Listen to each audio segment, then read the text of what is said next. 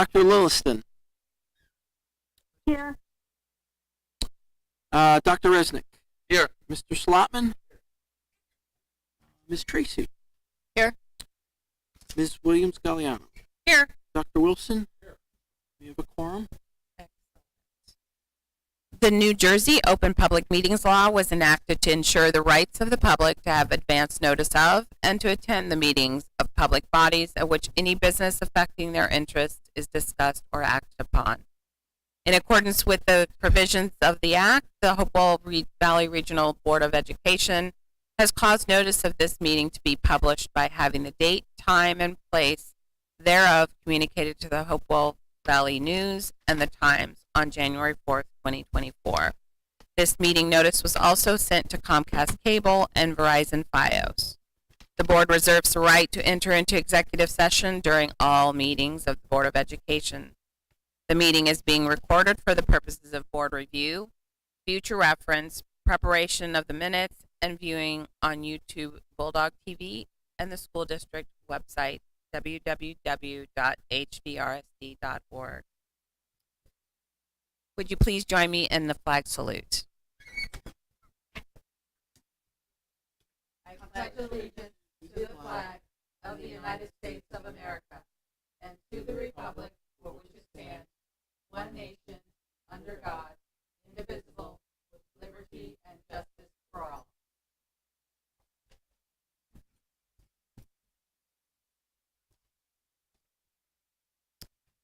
Wonderful.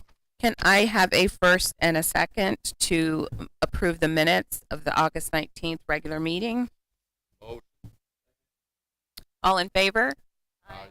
Any opposed or abstaining? Minutes pass. And, oh, not here. Okay, gotcha. We do have a new student reporting with us this year, so hopefully she'll be able to join us. Then we are going to go ahead and You could vent until she gets here. Just a few notes from my viewpoint. Certainly, it has been an amazing start of school year. Sports are happening. All sorts of things are happening.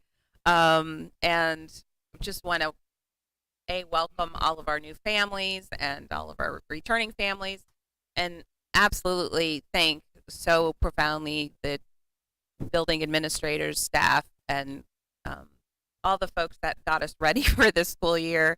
It is, we couldn't do it without them. I also want to, of course, mention tomorrow is a very important date for the referendum. We encourage everyone to, regardless of their choice, to go out and vote.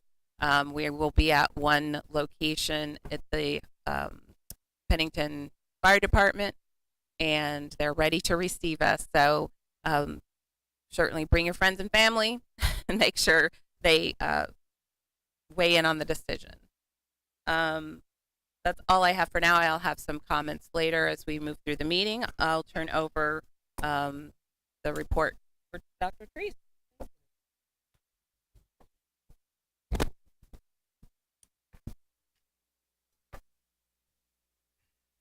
Thank you.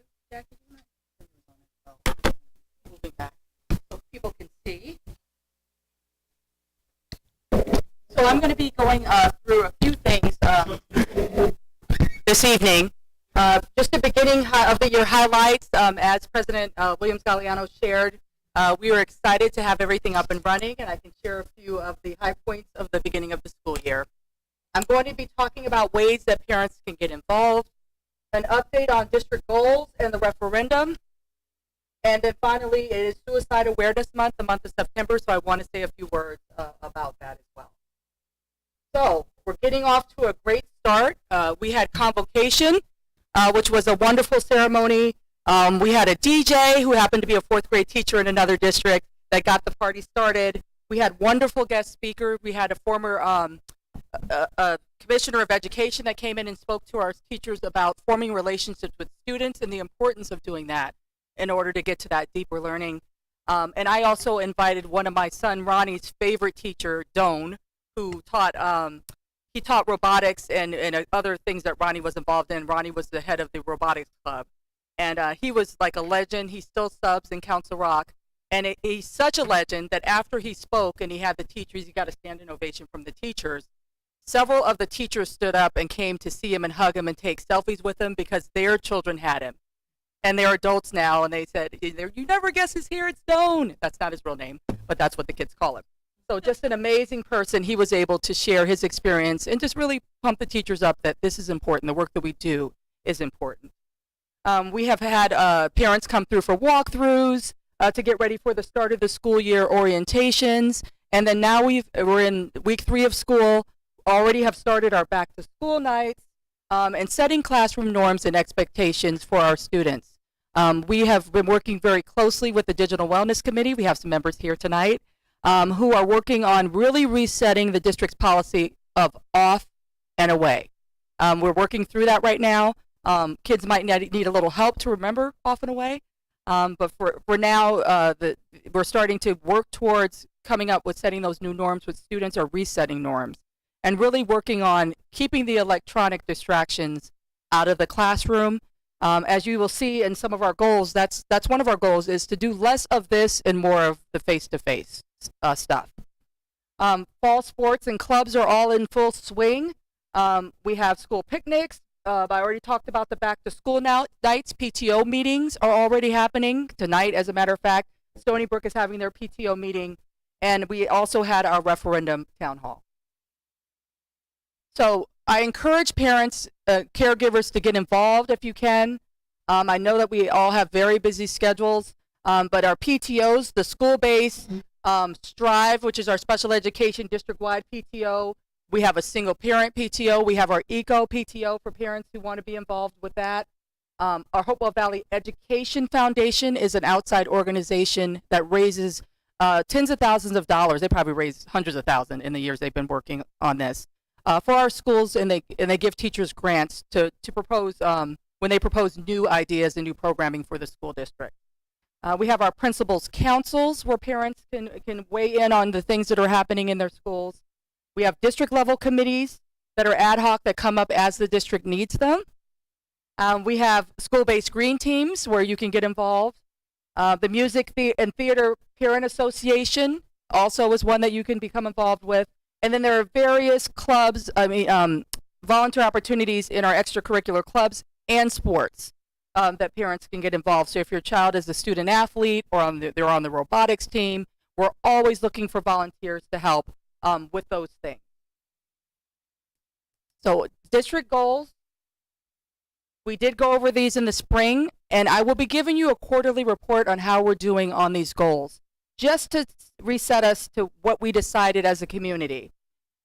These were the 4 goals that we decided that were very important after we got together, worked through for 3 days with over 200 people, almost 300 people attended that. We received feedback, and we also had a larger survey where we were able to get what people really thought were important. Student autonomy and learning and autonomy, that lifelong learning and that intrinsic motivation to do things is on the top of the list. We had finance and facilities as one of them, health and wellness, and communication. For student learning, I'm not going to read this to you, but these were the goals. I can say that we are already off to a good start on many of these things. The experiential learning and the primary grades, we have our STEM facilitators back doing electives K-12, and those will be experiential-based programs that will be teaching climate change, sustainability, food waste, all of the things that we found important, as well as responsible use of technology and technology skills. We are already working on developing that eco-literacy programming and outdoor learning spaces, not just with our STEM facilitators, but across curricula. There's some planning already in place.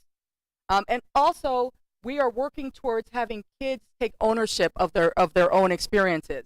The picture that happened on that slide where I said things are off to a good start is a back-to-school night at Bear Tavern, where Mr. J. Billy, the principal there, decided to let the kids run their own back-to-school night. So instead of sitting in those very uncomfortable chairs and making our teachers who don't like talking in front of parents very uncomfortable and doing that little slide deck. The kids came in and guided their parents through, this is my class, this is the music room, this is our art room, and they took them on a scavenger hunt, and they really got to see, parents share, they got to see parts of the school they never got to experience on back to school night because they were running from this classroom to classroom experience. So after this pilot, I think we're going to try more of that next year. Principal Riley has done something similar to this, right, that she's going to be expanding upon with student-led parent conferences where students talk about their own learning. So we are already well on our way to meeting, to tapping into that goal. We'll never meet it, but we're working on that goal now. Facilities and finance. These were the things that folks asked us to do. Prioritizing an effort to expand how we can maintain our spaces in the most cost-efficient way. Increasing outdoor learning, finding out what the 3 cost drivers, and investigating savings alternative, all of the things that are on this list we're working towards. But most importantly, trying to find a fiscally responsible way to budget for the district. And we'll be talking about that again as I go through the 5 takeaways for the referendum. So these were the items that we were talking about. We are already making connections through the EcoPTO, through our green teams, on how we can bring back those spaces, finding other monies to support those spaces, and if this referendum passes, finding the most green ways to make some of these things happen. Health and wellness, developing proactive health and wellness programming for our students. There was a big priority with digital wellness, getting physical, getting outside, having a better relationship, a healthier relationship with technology, and really involving the community in that work. So we will be doing a book read. Ms. Donardo, our director of pupil services, is going to be leading a book read on the anxious generation that will guide some of this work. We are exploring guest speakers. We would like the author of that, although I don't think we can afford him. But we're looking at all these options to really encourage parents to become informed about the real toll that social media and technology is having on our children and the way they use it. Financial health and literacy is also a piece of that for our students. That is mandated by the state of New Jersey that we teach financial literacy to our students. And celebrating the arts and the partnership with the arts and the community is part of those goals. And finally, communication, finding ways to consolidate the way we communicate to you. I've already talked about ways that we're getting out of those traditional formats, for example, back to school night. But really looking at how we, you get a lot of communication from us. I send a newsletter, each school sends a newsletter. You're getting bombarded with the information, and sometimes things get lost because you're getting so much. And we have to figure out how do we consolidate that and make it more user-friendly for all of our community, even those who don't have students here in school anymore. How do we reach those individuals as well? So those are the goals, and I'll be giving you updates on those as we move along through the course of the year so that we can see how we're doing on that. The referendum, I wanted to give you a quick reminder that tomorrow, Tuesday, is the day to vote for the referendum. All the voting will take place in the Pennington Firehouse, as President Williams Galliano shared. But what we're asking the community, we're proposing a $87.2 million investment to restore and expand where we need to and protect the students that are in our school. The state aid that's available, if this is approved, is $20 million. That's $20 million that you will get relief as a taxpayer from. If we were to just pay for these projects ourselves, you would not have access to that. This money can only be gained if you go out to referendum. And this is money that taxpayers already pay taxes into and that other school districts avail themselves of when they go to referendum. Many of the districts in this area will be going to referendum between November, the spring, and next September. They already have themselves in the pipeline to do this. So you should, this community should also consider, how do we tap in those funds, because other districts are doing that, because they're facing the same things that we're facing with the 2% cap and not being able to keep up with the inflation that we're all facing. This is the tax impact to the community. Hopewell Borough, that's yours. Hopewell Township, and then Pennington Borough. That's the impact per household per year? Per median household. Per median household. Thank you. So here are some of the 5 takeaways. I know that I've already put this out to the community, but I just want to reiterate it because, again, sometimes folks miss things that go out through social media or in the newspapers. The turf and athletic field at AFT Complex, and it's not just for Timberlane. These are high school and middle school students who will use this. It's not just for football. Soccer, lacrosse, field hockey, baseball players, even the marching band will be able to use the turf field over in this space. They would bring students back to campus where we can control for weather conditions, for something that goes wrong. We have things that go wrong in sports all the time, not just football. And we have to have, we don't have trainers there. We don't have a principal there, a vice principal, a nurse when we drop them off somewhere. There's not even cover. I know students go other places like for golf or for I'm seeing some of the things that are floating around on social media, or to swim, but they're inside a building, or there's a building right there. There is no building where we're sending them to another turf field. So I know that we want to be green, and there are sports teams that have natural fields. They also have multi-million-dollar programs and people who maintain those fields with chemicals, things we can't use. They rest them. They don't play on them until game day. We use our fields constantly, and they don't get that opportunity to rest. We don't have the wherewithal to build that kind of turf, nor do we have the irrigation system and the water that it requires, which is a huge waste also. So this is really about bringing our kids back to our campuses. The turf field is $5.8 million. That is the price. That is the itemized. That's the full cost of what the type of field that we would bid for that is greener than what we had originally. It's 70% of the total project. So what does that mean? 7%. I'm sorry. 7%. Right? And what does that mean? I'm going to go back. Could you take me back to that slide with the tax impact, Bob? There we go. Oh, there. So $32 was the max, was it? Yeah.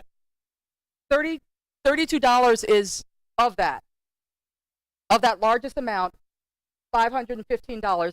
$32 of that is a turf field. That's what we're talking about.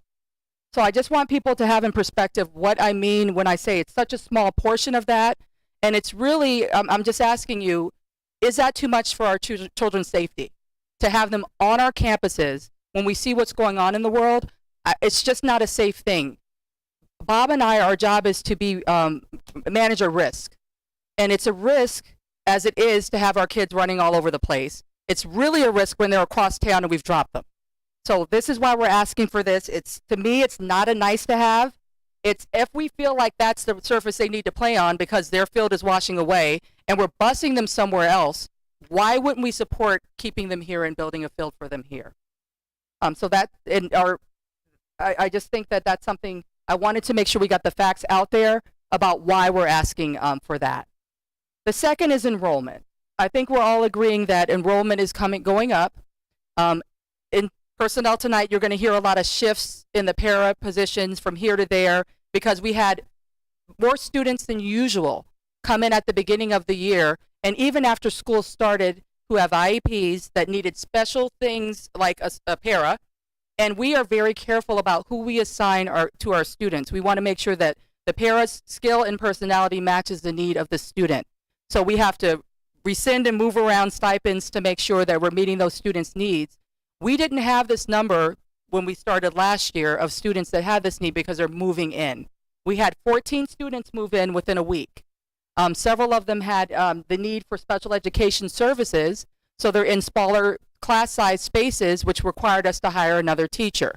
It required us to split the section of kindergarten at Tollgate because of the moves in, because we expect a certain class size here in this district. All of that is affecting the way our classrooms look. It also affects the way our schools look. And if we have finite space like Tollgate has, like Bear Tavern has, that means our class size is going to go up. So when people ask, what is plan B if this does not pass? it means your class size will go up. We do not use the space the same way. We have full day kindergarten. We offer preschool sections in every school we didn't used to offer. We offer STEM classes that we didn't used to offer. We have special ed programs that have to be capped at 8 students, or they have to go to another section in another classroom. All of those things cause us to use our space differently.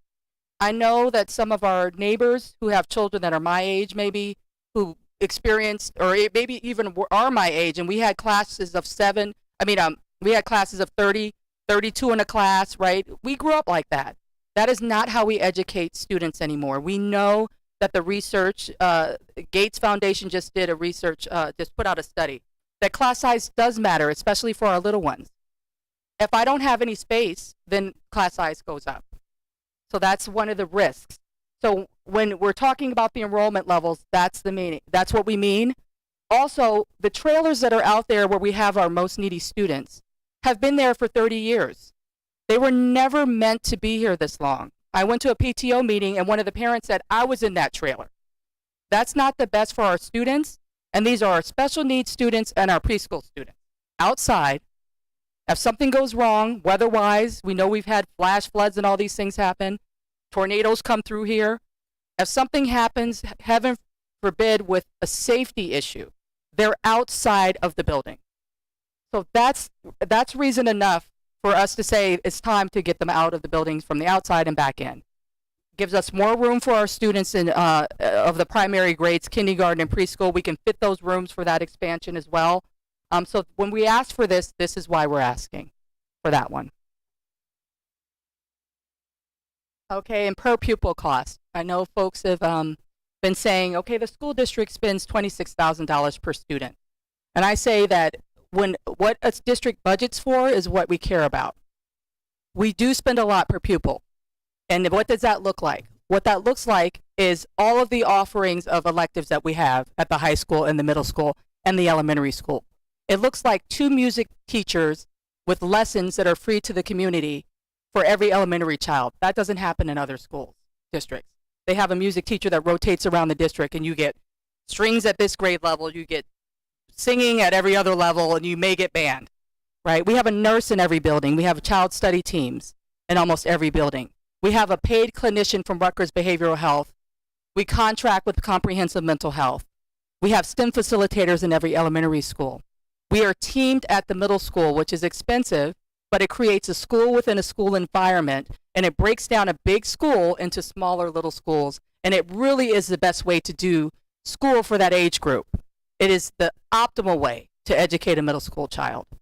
All of those things cost a lot of money, and that's what breaks down into the per pupil cost. And if you go to the New Jersey Department of Ed website, it warns people, it cautions people to not try to make a direct comparison to per pupil costs and test scores. You can't draw a direct line to that because there's a lot of factors that go into test scores. Per pupil costs might be very high at Newark, but they have a lot of mitigating factors that affect the way kids show up for testing. There's other things that come involved in that, demographics, other things. So it's hard to say, well, if you spend this is what the test scores should look like.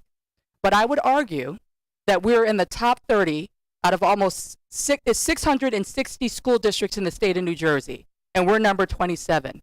We're number 1 in a lot of areas.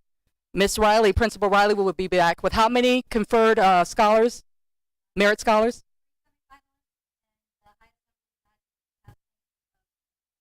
Right. So we do pretty well. However, just trying to say, okay, this should be this, we caution you against that, and even the New Jersey Department of Ed cautions against that. As far as our administrative salaries and our teacher salaries, we're to the low end of that, and we are not administratively heavy according to the data of the state of New Jersey NJDOE. We're right about where we should be.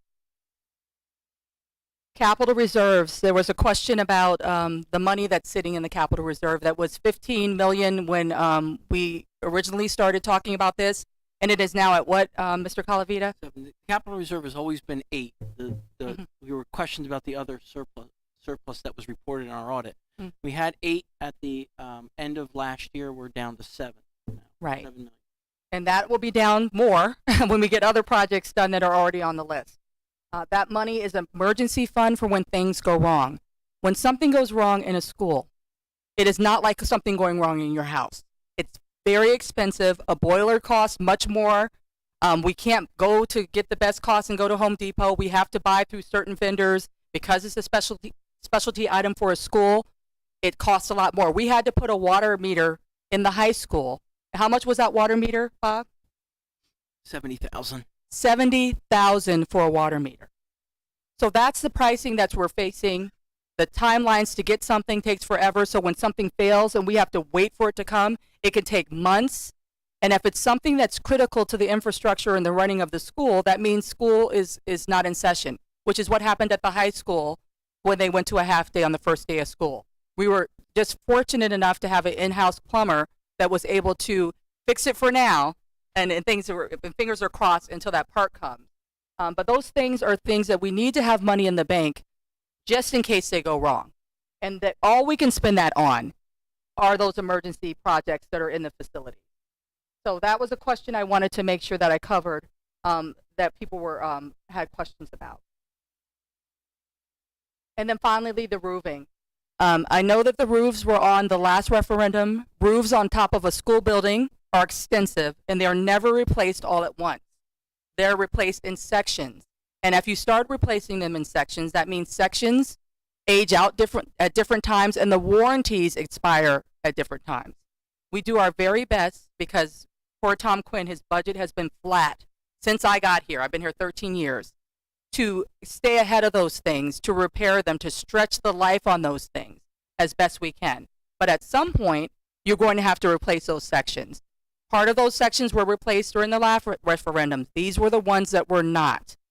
So this is not something that we're trying to get over on the community. We're asking for the same thing and doing a bait and switch. We cannot legally do that. Mr. Calavita and I love our freedom, and that is against the law. We have to get all of our projects approved by the New Jersey Department of Ed. They all have to go out through our accounts. That is monitored by the Department of Ed. We are audited extensively, and if we spend the money on something that we didn't ask to do, we can go to jail. Not just lose our license, go to jail.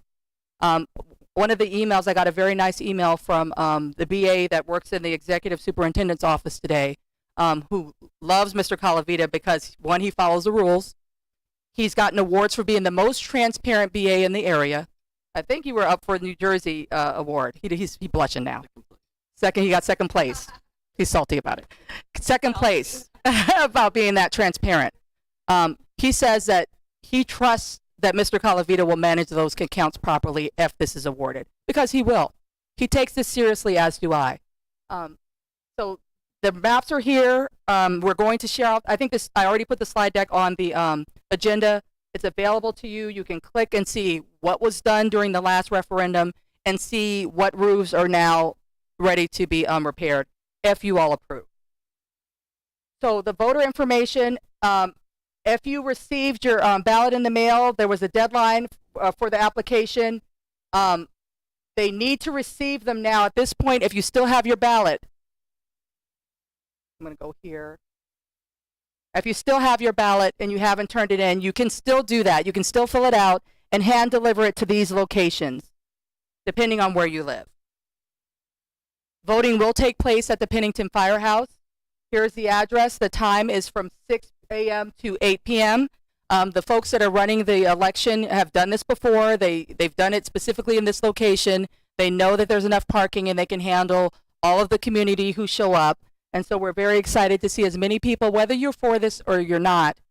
We want you to get out and exercise your right to vote, because that's what our democracy is about.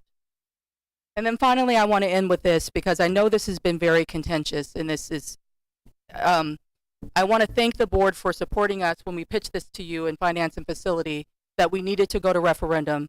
If we were really going to get ahead of these projects and start planning responsibly, fiscally and otherwise, to make sure that we fixed our schools and to continue to provide our parents the education that they deserve and they've come to expect. And you all did what you were supposed to do, and you raked us over the coals, and you asked lots of questions, and you wanted to see all the reports and all the things, and you interviewed our architects to us and had financial advisor, the financial advisor work with Bob and talk about all of the ins and outs and the projections of what this impact would be on the taxpayer. You also said that you did not want us doing what some districts do and every 2-3 years go to referendum again. So you said, we're going to ask them and that's it. So what are the things that we need? What are the things that we need to keep our children safe and that will cause a catastrophic failure at some point? What are those things? And we gave you those lists. And this is how we came up with this number. Mr. Calavita and I do not enjoy coming to you for this. We had to because we were up against it with Bear Tavern and we needed that addition. And if we were going to ask you for the $20 million for this, there's no way we were going to do that. And you say, okay, yes, perhaps. And then things start failing the day after. And then you're like, well, why did you just, and then you didn't fix these other things. We didn't want to do that after that's what happened the last time. We cut it in half. We did 30 million. And then now we're here, hat in hand, asking for that and then some for the same projects we took off the list the last time. I have always told you the truth since I've been here, since I've been your vice principal, principal, and superintendent. Even when it's something we don't want to hear, even when it's hard, it would be much easier, believe me, for us to just keep kicking the can and fixing things and putting a Band-Aid and saying, oh, I'm sorry. Oh, class size is up. I'm sorry. That's not what I signed up for. I promised you when I took this job that I would maintain what you value as parents.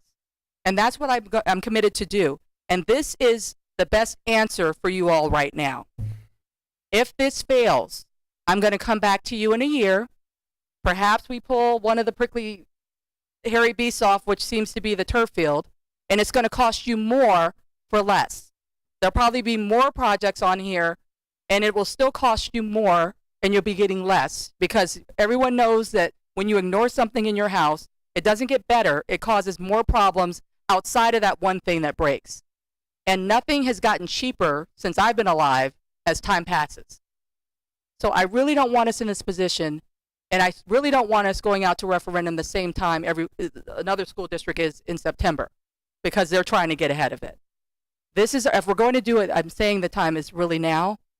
I can't beg you enough to really go to the website, watch the videos, come to us for the information, because we are going to give you the real information because we have to, because we're living it. I know people mean well and they're very passionate about this, but we are closer to this than they are, and we really are giving you the information and the facts, and you're living it as parents. You see what's happening to your schools as things break. So I just wanted to say that and make sure that I put this last pitch in. I hope you show up tomorrow, and we hope for the best. Okay, so I'm waiting for you to click, and I have a clicker. One more thing, Suicide Awareness Month. Try to end on a good note, kind of good note, but sad. I share this every September since I lost my son, Ronnie, to suicide in 2017. And here's a picture of him and the crew. And I decided, what picture will I put up this year? And this is a big one because his friends are still checking on us, and they've gotten married, and they're starting to have their own families. Some of them have gotten sucked into the dark side and are now educators.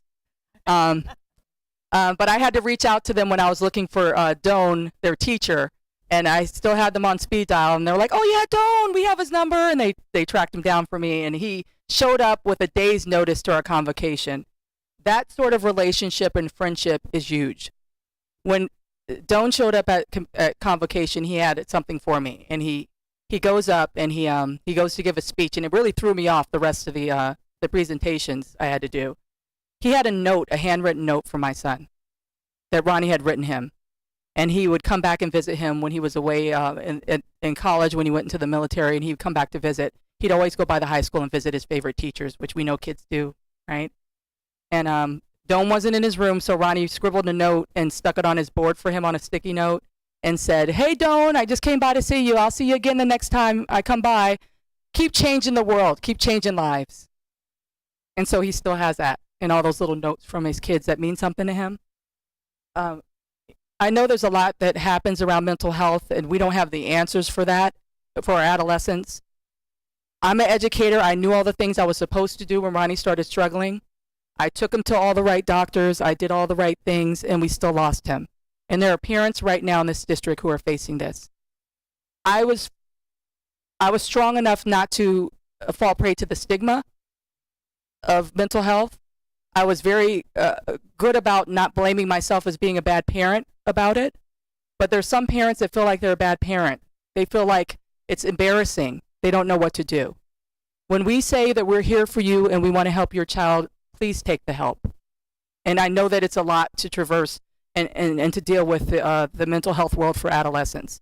We are here for you. If we say that we need you to get help for your child, believe us. Know that if you don't have the money or your insurance doesn't cover it, part of that per pupil cost is we pay for that. We will get you that support. If you need support, we will get you that support. So don't be afraid to ask for help for your child. Don't be afraid to ask for help for yourself, because what we don't want is to lose another child or parent, because we've lost both. We've lost both recently. And I would like to not have to give this speech anymore. I really would. So here in this slide deck, I have counseling service. They're there for you. There's lots of information and resources for parents. Reach out, listen, and seek help. That's what we're asking you to do. Listen to your child. Even if you think, oh, well, you know what? They might be being, they're just being a teenager, right? The teenagers are moody. I was moody, right? Listen to them. I'd rather be wrong and be overreacting than underreact. Right? And then finally, for all of us, right? No matter what happens or how bad it seems today, life will always go on and it will always get better. Know that. In this right now moment, it may suck, but it is going to get better. It will get better. So thank you. That's all I had. It was a lot. Thank you, Dr. Treese. One of the things I'm most proud of. This is where everyday SEL works. It's just the tip of the iceberg, and everything underneath it is critical for our families and our kids. So I'm always proud of us here at Hopewell, and we're always going to try to dig deeper and do more support. But I always also want to thank you for telling your story, because I know that is not easy, and it's for the cause, as they say. Okay, shift. Oh, yay! a little switch up. Can you introduce for us? That'd be awesome. Welcome. Thank you all so much for having me this evening. To echo Dr. Treese's words, one of the focuses at the high school this year is every single student, because we value every single one of the children that are entrusted to my care. And tonight I have the privilege of introducing one of the very best of the every single one. I have Erin Lee, who is your new student representative to the Board of Education. Erin is incredibly talented in a number of ways. To start off, she's brilliant. You'll spend 30 seconds speaking with her and you'll realize how incredibly naturally intelligent she is, but also how hard she works. This year alone, she's taking 3 AP classes and 2 honors classes. And so I know that you're going to see that represented in her monthly report. But what is even more important to me about Erin and what she's doing, and actually the most interesting part of her schedule this year, is the fact that she's chosen to be a student assistant. And so she's taking her natural talents and using that to give back to others. She is a talented musician. She plays the clarinet, and she's planning to major in music education. This summer, she studied in Korea with music professors there, and she's using some of that information, that expertise to work with students through her role as a teacher's assistant with the band program. She continues her love of education in working with the aftercare programs at different elementary schools in the district, which means she also must have a lot of patience.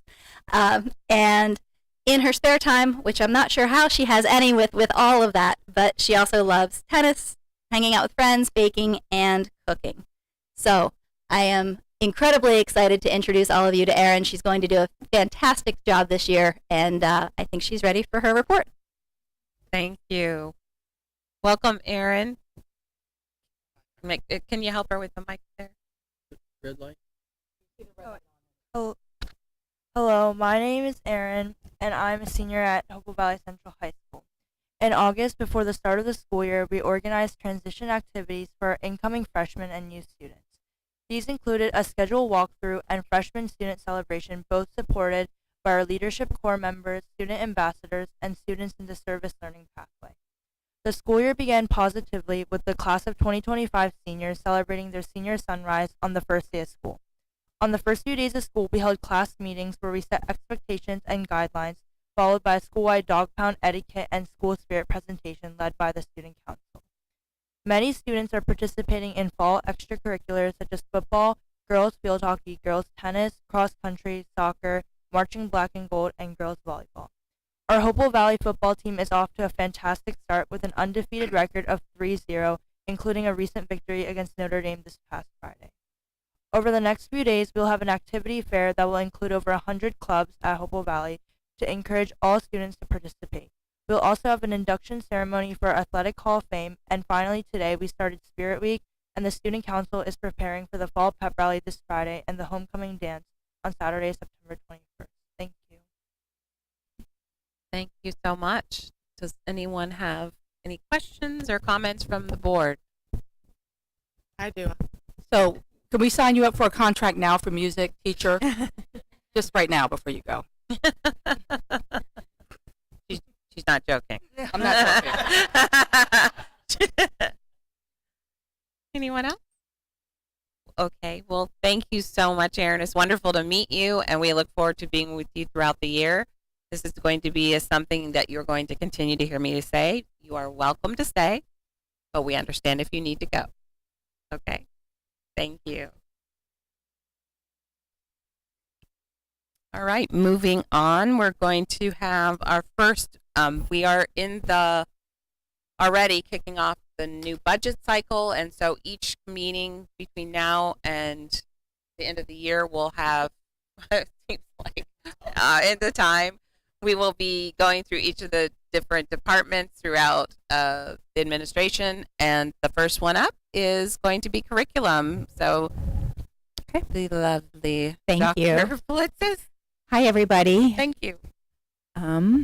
Okay, so the Office of Curriculum and Instruction is involved in professional development of faculty, developing instructional programs based on the standards put forth by the NJ DOE, as well as monitoring student learning both in terms of standardized and district-wide assessment. The Curriculum and Instruction Office, also known as CNI, is comprised of 5 content expert supervisors. These content expert supervisors are all K-12, which allows for a smoother transition between elementary to middle school and then middle to high school. And additionally, all supervisors oversee multiple departments. So essentially, there are 4 key areas that curriculum and instruction focus on yearly. This includes developing and implementing curriculum, which is based on the New Jersey state standards. We also serve as a liaison between TCNJ, Ryder, and Princeton to support pre-service teachers, as well as coordinate the 5 to 6 professional development days that are contractual to our faculty in the district. Finally, CNI also oversees all title grants, the titles 1 through 4 specifically.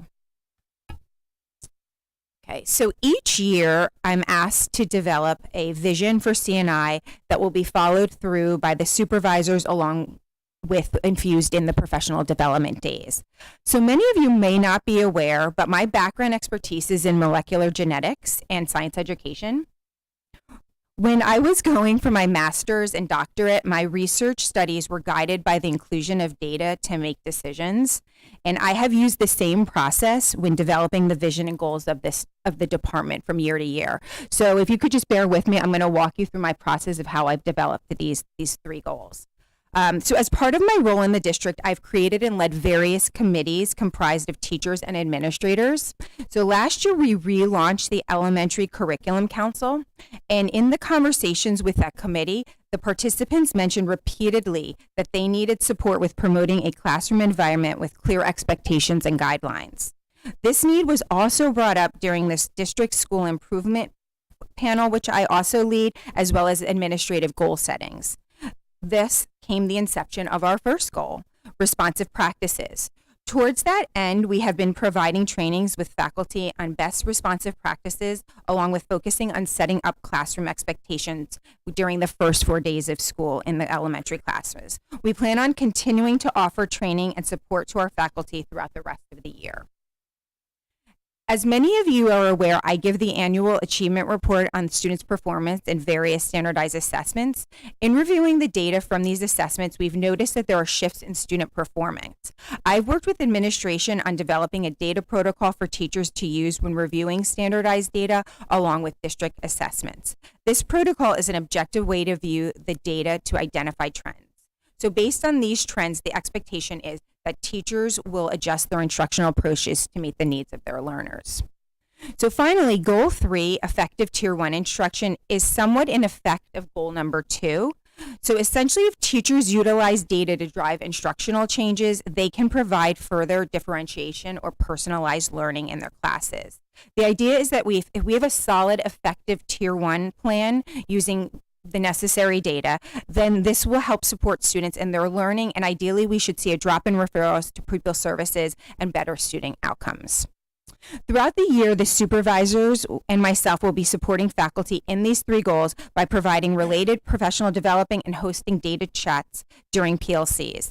The committee will also continue throughout the year, which is another checkpoint that we will use to assess where we are as a district in meeting these goals. So I know that was a bit long-winded, but I just wanted to give you the background and the thoughtfulness that go behind these goals from year to year. Okay. So now I'd like to just talk a little bit about what we are doing to reach these goals in this current school year. So to align with goal number 1 of responsive practices, we continue to lean a lot on our 4 elementary teacher leaders to provide support and training to our faculty on responsive best practices. We also continue to utilize the adopted character education program, Character Strong, to enhance these practices. Goal number 2, about 3 years ago, the district purchased Linkit, which is a data warehousing platform. Essentially, we can put various assessments, both standardized and district assessments, into this platform to ascertain where students are in their learning process. So it's very cool because you can see it from a bigger perspective, like where the classes are, the grade bands, and then drill it down to the individual students. So we can identify strengths and gaps. We're also hosting another blended and personalized learning cohort, which is facilitated by a group of 4 teachers to highlight the use of various data sources and how they can adjust teaching practices based on the data. And finally, we continue to use the data protocol when reviewing data. This has been extensively used at the elementary level during the data chats that take place about 3 times a year. So for goal 3, there are some overlap with other goals from the last goal. We are continuing to provide support to our faculty by bringing in experts in the field. We've recently adopted a new writing tool at the elementary level to ensure that there is a methodological sequence and consistency that is being presented in all our elementary classes. And lastly, we are beefing up our EA, or gifted and talented offerings at the elementary level by revising the program and shifting to 1 gifted EA teacher per 4 buildings. So these are some additional explorations this year that weren't really in alignment with one of the goals, but are part of the district's needs as well as to meet all state requirements. Okay, so for looking forward, we plan to continue to provide social emotional support to our students through our collaboration with the Rutgers, as well as including the appropriate programmatic changes that are put forth by the NJ DOE. Some of those changes include a shift in new standards. We recently adopted the new math standards, and next year we are expected to roll out the new ELA standards. We are also continuing to support teachers in the climate change mandate that the DOE put out a few years ago.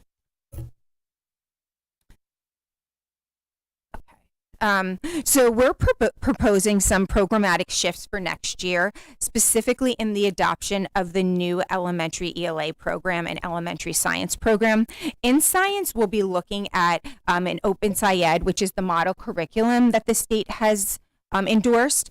One of the benefits of the program is that it isn't costly. We have a teacher leader who's actually trained in the curriculum, and it is aligned to the next generation science standards. So that won't be a big driver for the budget. However, one of the big drivers will be adopting a new elementary ELA program, which I'm going to talk about in more depth in the next slide. Finally, as Dr. Treese has mentioned, we have a new STEAM exploratory course in all 4 buildings at the elementary level. So this is the first year we will be rolling it out. So we'll be looking at just reflecting and revising as necessary. Although I don't think that will be a huge budget driver. So this is where we get to the budget impacts for next year.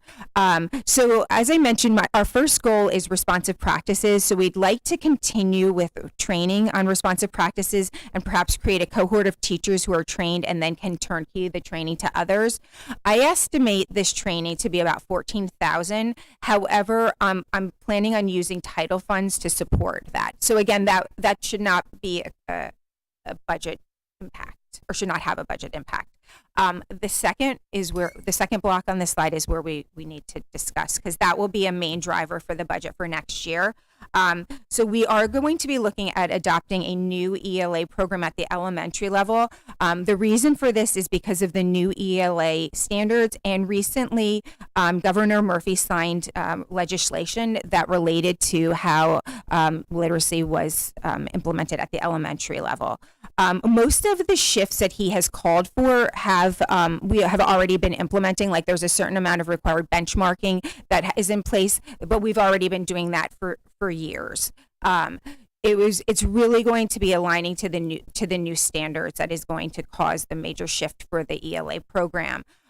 So while the cost is program specific, and we don't know which program we are going to be selecting because we are currently reviewing programs, the ranges are usually about $150,000 to $250,000 a year. So to minimize the cost, we're looking at doing a 2 or 3 year rollout. So we would either do 3 grades over 2 years, or 2 grades in 3 years. While we don't know the exact cost currently, this is something that we will have to keep in mind for budgeting. So I just wanted to put this on everybody's radar, because that is going to be a cost. Thank you.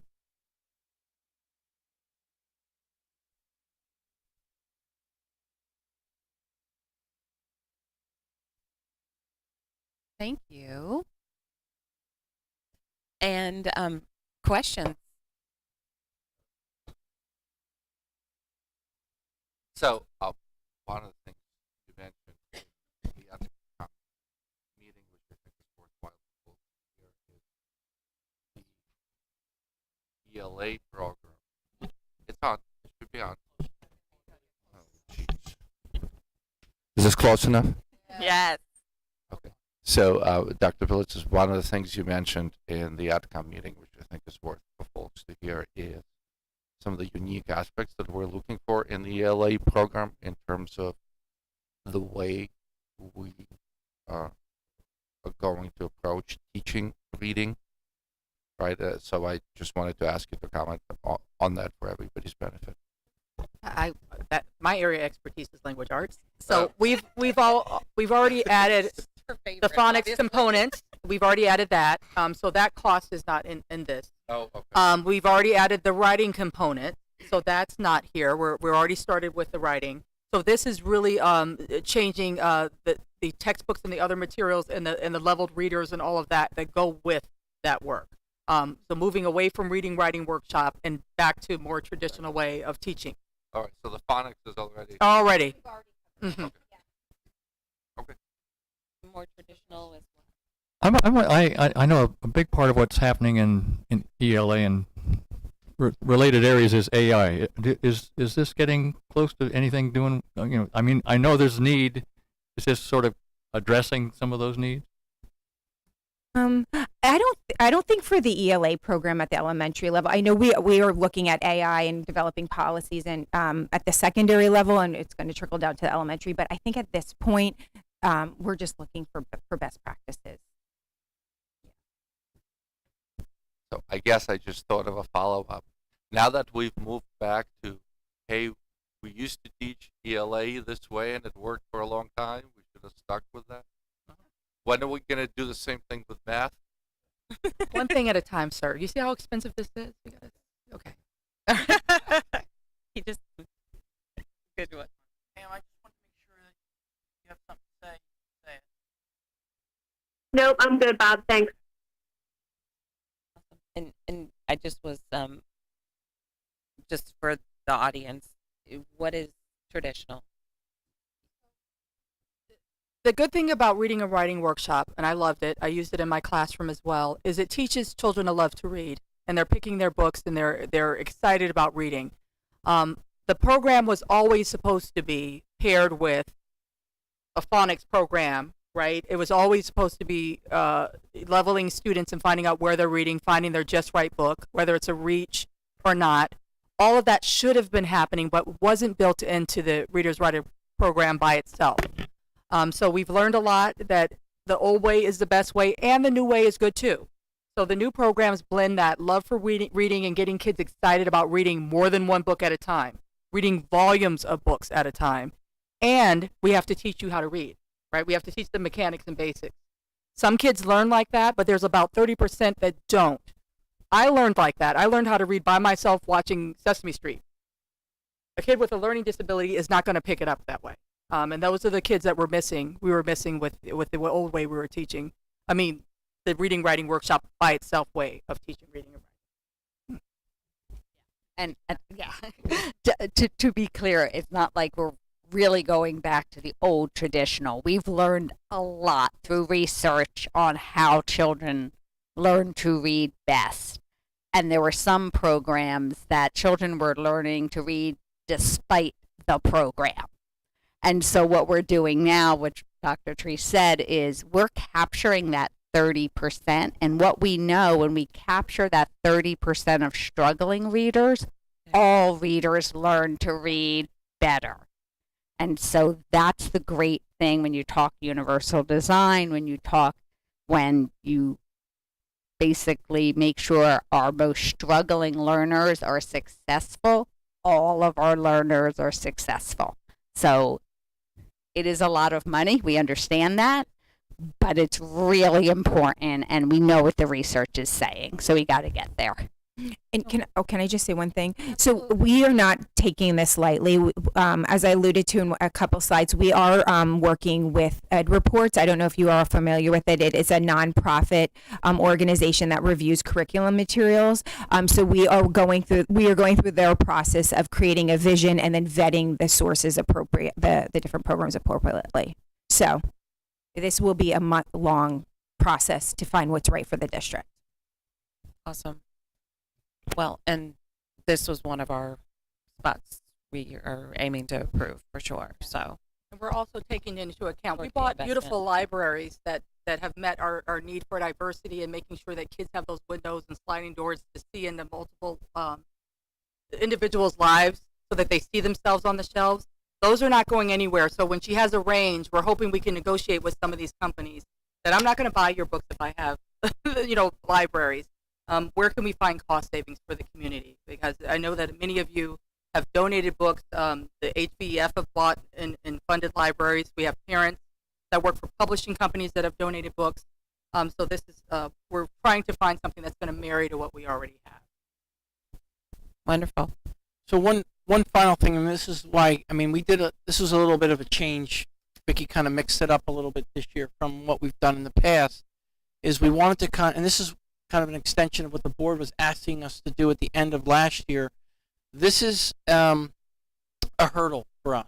So we're going to need to find a way to get this in the budget, maintain the stuff that we've got in the budget for less. Because the problems haven't gone away. Our budget is we're still teetering on that. But this is something we wanted to get on the radar early as something we need to do to move ahead. But we need to get creative in other areas. So,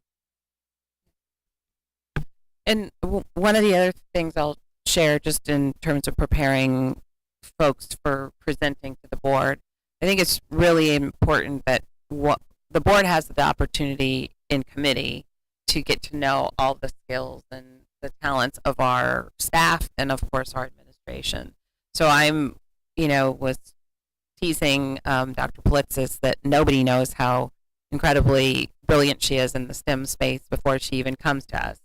And oftentimes we just see them as people who teach our kids or they do our stuff, and we're lucky to have them. But truly, we have gifted people in our district, and I really encourage them all to shine when they present things like the budget, because it's hard to convey the numbers, but when you look at the skill and the talent of our staff and our resources, we are more than fortunate to have them. And so they bring that insight and knowledge when they're scouring their budget and determining where do they pull from, what's the priority.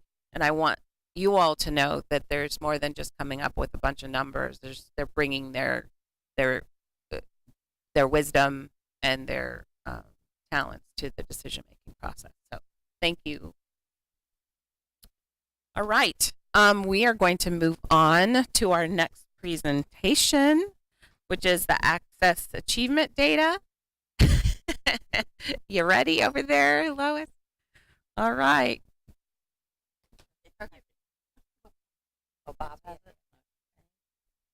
Okay, good evening. Thank you. Just listening to everyone talk about meeting the needs of all of our students, it couldn't be more appropriate than to talk about our multilingual learners, who are an amazing population in our district. So thank you for inviting me this evening to share information about Access. I provide a link there. I hope everyone got a chance to look at it. It provides an explanation of what Access is nationally and locally. This is a snapshot of our current multilingual learner population. Oh, and I want to say multilingual learners is a term that was recently adopted by the New Jersey Department of Education. Previously, we referred to these learners as English language learners. So I just want everyone to be clear that it's the same group of people. So this snapshot, I provided a link to see all of our different languages that are spoken. At K5, we have 31 students. We just added 3 more. We have 11 languages spoken at elementary. In our multilingual learner population, in grades 6 through 12, we have 16 students and 7 different languages spoken. And that top link will show you the breakdown of that. And I'll talk a little bit about this next piece in a few minutes. So the Access test results are important because they explain how we use these results to monitor and support student learning. And we can look at year-to-year reports to see where students are and what progress they are making. This is a sample test report, and we share these reports with content teachers to inform instruction. And if you are a teacher with a student, as you go through this report, you can see where their strengths are in reading, writing, speaking, and listening. And at the bottom of this report, as you read through it, it has what we call the can-do statements, which describe, based on this level of proficiency in English, these are things that we can expect our multilingual learners to be able to do in the classroom. Again, this requires a great deal of differentiation, which I thank Dr. Politzis for providing the support we need with the teachers that we need, and the Board of Education. Thank you for that as well. And also providing us with a multilingual consultant who was here today meeting with teachers and really providing some great supports for them and actually visiting their classes and giving them direct feedback on their instruction. So thank you all for that. It's really making a difference. And when a student, I want to go back here. So when a student scores a 4.5 on this test, that means that they can exit our program. But we don't just exit them by numbers. We never do that. We talk to the teachers and find out what is the best exit strategy. However, by the state requirement, they have to score a 4.5, and until they do so, we can't consider them for exiting the program. On average, our students will exit English language services or meet proficiency in 1 to 2 years at the elementary school and 2 to 3 years at the 6 to 12 level.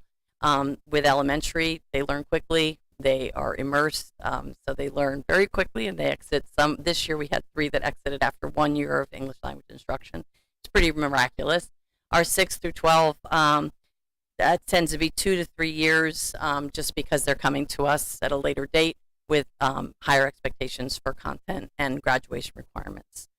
The exception to this trajectory are our refugee students and our SLIFE students. SLIFE students are students with limited or interrupted formal education, and these students are, how we describe them, are they're new to the U.S. school system and have had interrupted or limited schooling opportunities in their native country.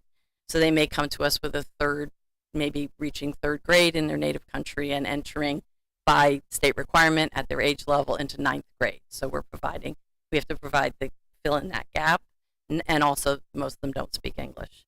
They have limited backgrounds in reading and writing in their native languages, and with refugee students, often they're not literate in their native language, and so we're developing literacy in both languages.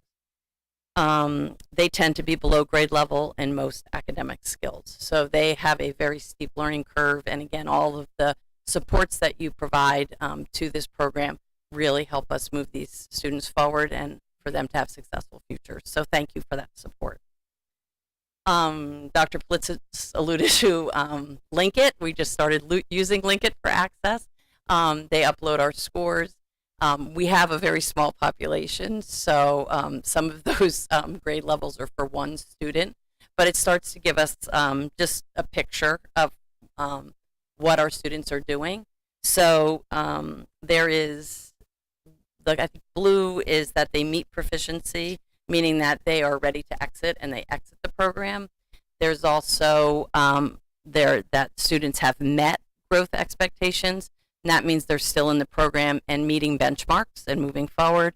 And there is another category of students not meeting growth expectations, and again, these, if you go back and look at our reports, that they are refugee students and are SLIFE students. We don't have any of our what we call literate multilingual learners falling into that category. And then baseline is just students that came into the district, and we don't have any comparative data. This is their first year going through and taking the access test. So, and that's for K-5, and this is for 6-12. And as I become more and more familiar with this data, I'll be reporting out about that. Are there any questions that I can answer? Can I just mention that I know that the people on Ed Program Committee are familiar with Lois, but I know some of the other board members might not know. This is Lois Baldwin. We should have introduced you at the beginning. She oversees world language, MLLs, business, and practical arts. Thank you. No questions? Oh, thank you. Any questions? Yep, the mic. This presentation. I'm on the phone, so sorry to confuse you. But I am following along on your report, and I really appreciate it. I just had a question about the data. So when we're reviewing the last 3 slides with the report out of whether students met growth expectations or didn't meet them or met their proficiency, is there a way for us to see the number of students in each of these groups? Because I think we were given the number for sort of I think it was K through 5 and then 6 through 12, but I can't tell. So for this 100% not met growth expectation, is that like 1 student in grade 8, or is that a number of students? So Yeah. where would we be able to get that data? Yeah, so I did look at that. That's actually, we go back into the test reports themselves, and so I went back and looked at that. And that student came to us in 6th grade. That was a SLIFE student. That is 1 student there. He's been with us for 3 years. And the reading and writing are still of concern to us. So there's always, is this a language issue or a learning issue? And so this year we are screening him for perhaps some learning issues that might be complicating his progress with language development. So yeah, I was working with Linkit to see how we could display this more clearly. And again, this is our first year using it. So moving forward, but if you want specific data, I'm happy to get that for you. Thank you. Sure. Any other questions? I didn't have a question. I just wanted to highlight the point that we talked about during Ed program, which was just the incredible diversity that we have in Hopewell, which is obviously a real challenge, but also given our success, just something that we should be cognizant about of how many languages we are working with students. That I think that's just something that I wanted to highlight. Thank you. And to that point, we have like 45 multilingual learners, but in our district alone, we have 200 and in excess of 235 families who speak another language at home. So we are a very linguistically diverse population. Thank you for reminding me of that, Darov. I didn't see that. Thank you. Awesome. Thank you so much, Thank you Lois. very much. Thank you all. Okay. With that, we're going to go ahead and move into our first public comment. And I'll just remind folks, members of the public are invited to address the board on any matter for a maximum of 3 minutes during this portion of the meeting. You're asked to state your name, address, and municipality. In response to your comments, the Board of Education may respond or direct the superintendent to do so. The board may also opt to take the matter up at a future meeting so that the matter is researched by the district administration. With that said, my timekeeper will provide direction. Yes, hi. When you have 30 seconds left, I will flash yellow so that you know, and then red at 3. Thank you. Public comments is now open.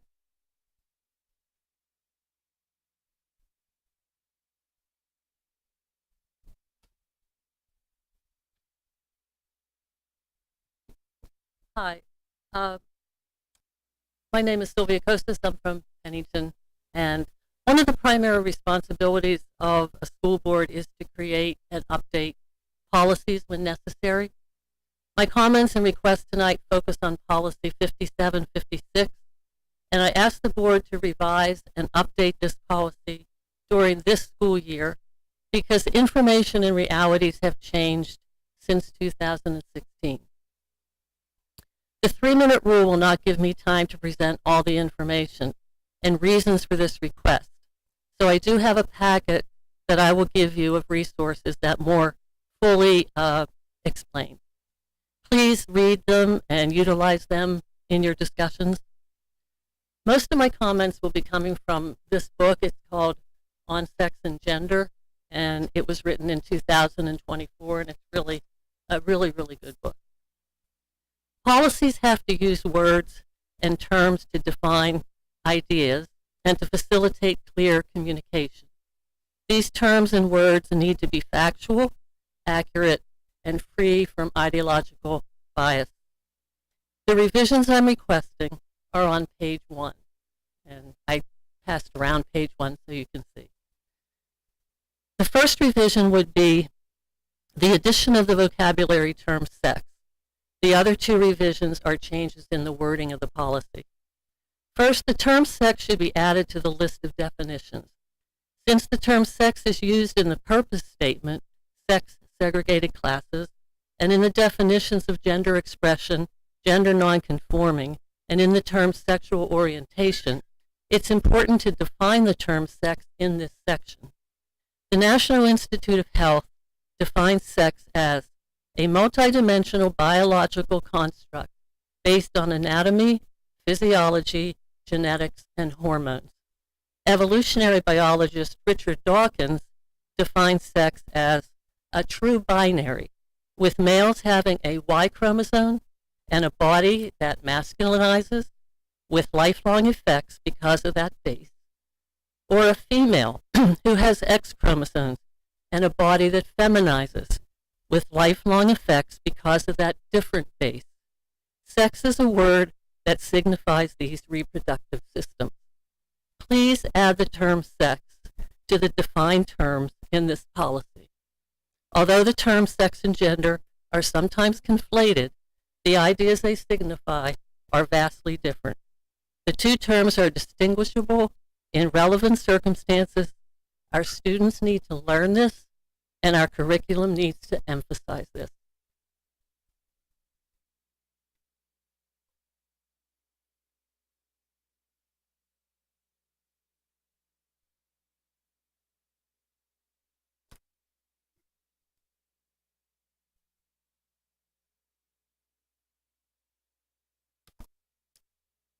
Good evening, Kate Ham. I'm so glad that the remark was made about getting accurate information out to the community this evening. I'm sure that you've seen or heard about the complaints from community members regarding transparency, information, and access to it in relation to the referendum. You should also know that I have made very clear that throughout numerous meetings, the information has been available. Would I have liked to have seen the town hall earlier than last week for the community to have a forum dedicated solely to the referendum? Yes. But as I stated publicly on Monday, I wholeheartedly support maintaining the safety and security of our students. Roofing projects, infrastructure, wells, HVAC, additions, accessibility, I support it all. The topic which has been a hot one is the turf field. And I just want to insert here, when addressing turf fields throughout the county, Mr. Colavita shared that Hamilton has 3 turf fields. Yes, they do, because they have 3 high schools. Most, if not all, have turf fields, even a large district like Hamilton, but few, if any, middle schools. I look at this from a few different perspectives. There's been a slide repeatedly shared in the district's budget year after year. It's no secret that costs continue to rise and balancing a budget is challenging. That list, which looks for areas to cut back to make the budget, includes the reinstatement of athletic fees or the potential elimination of middle school sports. If those items are still up for discussion year after year, there may be a decrease in the number of athletes, thus a decrease in the field space needed. When looking at safety and security, I understand wanting student athletes back on campus. Yes, this means that not all will come back to campus. Though they'll have a building to protect them from the weather changes, they won't have access to an administrator, a trainer, or a nurse. There are ways to bring our athletes back without installing turf fields. Utilize the funds spent to transport the students to address the drainage issues and maintain the fields. Explore installing sod or other safer options. Or if you feel that turf is the only answer, why not go out to the organizations wishing to rent our facilities once built and gather their funds to support the install? If the outcome tomorrow is not one you're hoping for, I was told on Monday that there is no plan B, that you'll keep putting Band-Aids on the needs as they arise. As was also shared on Monday, there are a few times which a district can go out for referendum. If need be, can the district remove the hot ticket item from the proposed referendum, which would only remove the state aid associated to that project, and place it on the November ballot? That way you're only looking to Band-Aid the field issue instead of all items included. To conclude, I thank you for addressing the support for mental health. You know my commitment to this cause. While the world has yet to equate the importance of physical health and mental health, I hope that we here in HVRSD can equate the two. Without positive mental health, there is no physical health.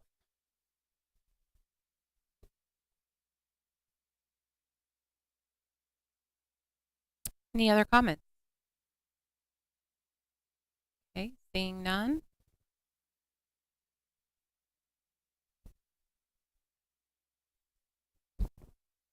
Ms. Kosis, in regard to policy, Ms. Kosis, in regards to policy 5756, gender and non-conforming students, we have members of the policy committee here. I will talk to our chair, who's on the phone, about adding that policy for review.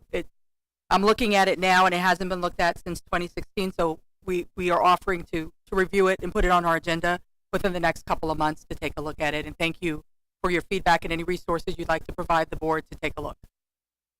For Ms. Ham, we had 2 forums for the referendum. The first one was May 16th of last year, and then we staggered and had this one closer to the voting date because we knew that if we had it in the summer, people are away, and we wanted people to be back, and we wanted to be fully transparent. I don't want to have something in the summer when I know people are traveling. So we wanted to have it one here, but we did have a forum, which I had virtual, and the recording should still be online, May 16th. If this is not successful, as I shared, we can go out again next year. It wouldn't be November. That wouldn't be something that we would do this year with the way our budget is, with the way we've invested resources in this one. We would have to wait until next year to do it again. We would not be able to pull it off to go in November. And once you have turned this into the New Jersey Department of Ed, they've accepted it, and they put the question out, we cannot pull it off. All that discussion would have had to happen before we put in the application and asked to run this special question. In terms of sod, we had talked about, yes, we can do that. It's very expensive. Watering in that without an irrigation system, which is also very expensive, would be a problem, right? So Yes, you can invest in natural turf. That is not cheap either. And it wouldn't be successful unless we could do it the way that we need to, which we can't. Travel teams have expressed an interest in using the turf field. They will pay rentals on that. And they are saying if it passes, they will also are interested in helping us to light it because we currently rent lights for that space. So they are expressing a desire to help us to fund to maintain the field through their rentals and also to light the field for us permanently. So anything else that I missed on that one, Mr. Calavita? So I mean, we could go out just as far as logistics go. You could go out again. You couldn't do it in November because the statutorily we don't have the time to pass another resolution to get it on a ballot. You need to do a new ballot. That's if it goes out the way it is. Anything you change needs 90 days. So if you were to change the projects at Timberlane, you'd need 90 days to go out to do that. But if we were going to redo it, we'd have to really go back to the drawing board. And again, we took a lot of heat for having a referendum outside of a vote. So at this point, I wouldn't do that again right now. Again, if it were to go down, they're looking at probably waiting until next November, and we wouldn't probably begin construction of any kind until the summer of 2027. And you hit the nail on the head with the grass. It's very hard we've put sod in before. Without adequate water, the sod doesn't grow, and the kids tear it up. And so you'd be probably having to resod at least twice a year without water. Oh, just a quick correction. That's the first time you presented Right. Last school year. Yeah. And just was that November of 2025, which means 2026 would be right. As we've been saying throughout the spring and fall, if we were to go out for a referendum, if November of 2025, the likelihood of having anything prepped for the summer of 2026 is unlikely. Unlikely. Exactly. So it pushed the project to 27. Right. And you can't build on to Bear Tavern and all of that with students in the building, so that pushes that, and your class size is continually going up in the meantime. But we could do. I mean, the beauty of the way we're planning on doing Bear Tavern and Tollgate is that the trailers would maintain at Bear Tavern, so we could do some construction around Bear Tavern and Tollgate for that matter while school's in session. Yeah, at least. Right. Okay. Just wanted to clarify because that seemed a little far-fetched, but when you look out this calendar from the board for responses. Okay. Seeing none, I will close our public comment. Requesting any old business items?